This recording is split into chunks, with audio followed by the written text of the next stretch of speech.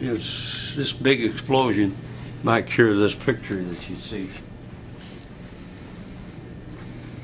The blockhouse went up. When that blockhouse went up, it was 4-foot thick walls, and it just blew everything. Blew everything. Wow. Didn't leave one single thing standing. That's the one that got me. And had the. You were in that? Yeah. Yeah, that's the one. He was in the block cars. What, really? And they got the different ones, and it blowed some men out into the drink. It just and it killed the whole front line.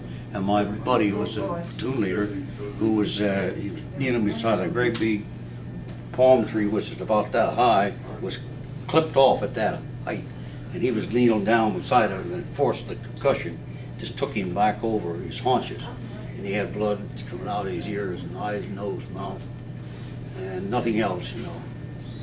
And I was so concerned about him because I wanted to find him, and also I could tell his parents, you know, about it, and his girlfriend, who we double dated with her half sister, you know, and so he had a ring on his finger, and he was a graduate from Queens College in New York City, you know, and I wanted to get the ring off of his finger, but he'd been laying out in the sun for a while, and his finger was so swollen that I couldn't get it off, and I kept twisting and turning and everything, and I didn't want to cut his finger off to get the ring, you know. I just couldn't bring myself up to do that. But I kept working on it, and finally I got it off, you know, and I kept it.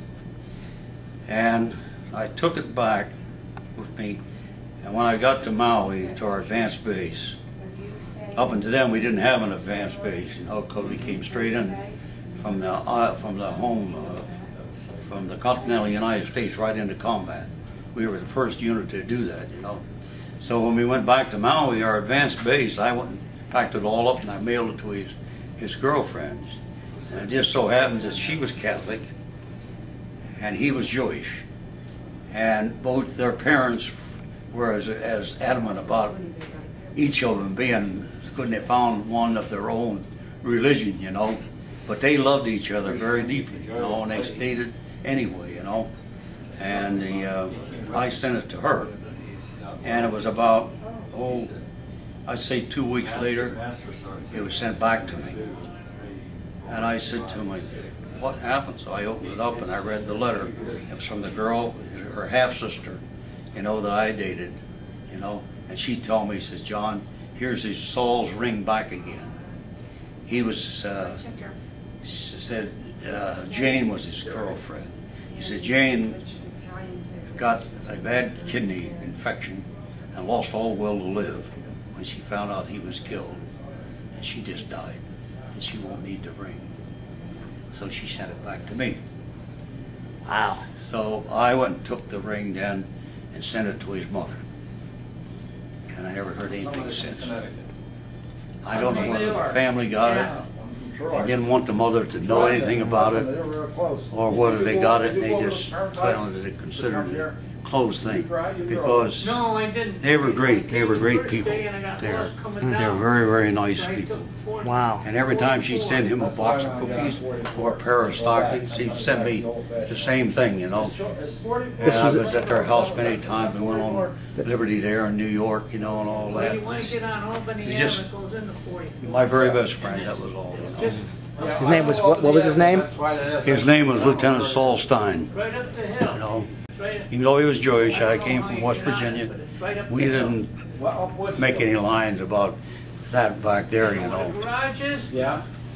Color of skin was a little bit different in West Virginia, but religions didn't, you know. So I was just. That was very big. That was very hard to take. That was very nice of you to do that, though. Well, I loved him, and I liked them too. They were very good. They were great people and everything. Wow. So with the rest of these items, you told me yesterday you sent you sent these back home and where was home at the time? West Virginia? Yeah, I sent them back to my father eventually. Originally, I sent all these back to him, and I didn't have quite this much then in those days, you know. But I had, this stuff was all loose, you know. And you put it all together, it's only a couple of boxes, you know. But you said you sent it back and they put it on display? Yeah, my father being a proud parent and everything, and back in those days they didn't know that much about the Japanese.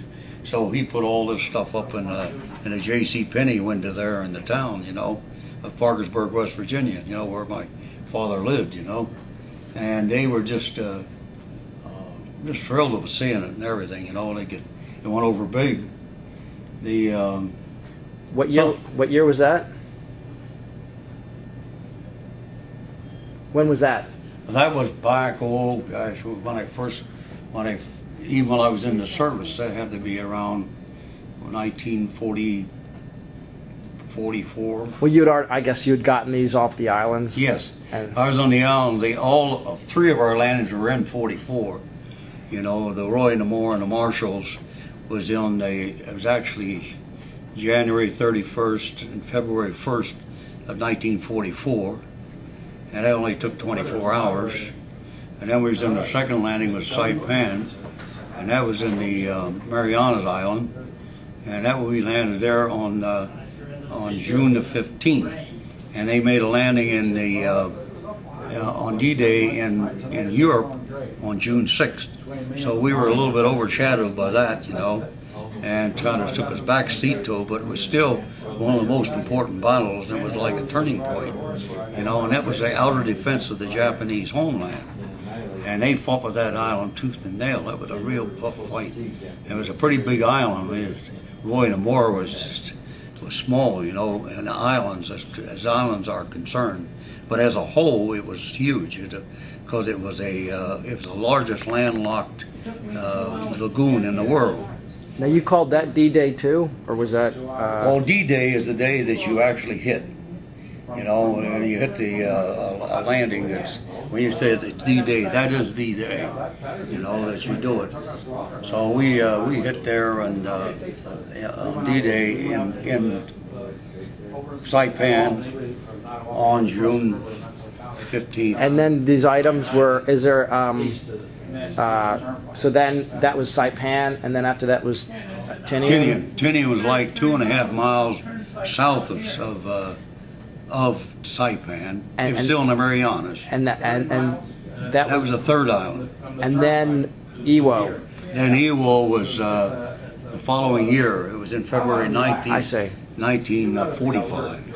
So each time that we went, with the exception of between Saipan and Tinian, we went back to Maui, and we stayed on Maui. That was our advanced base, and that's where we got replenished with our men and supplies, and went on up that way.